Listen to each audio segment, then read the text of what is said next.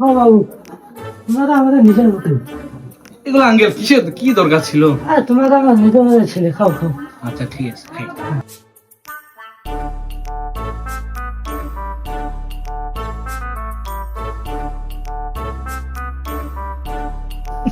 খাও, আমি আসতেছি। শরম করিও না, খাও।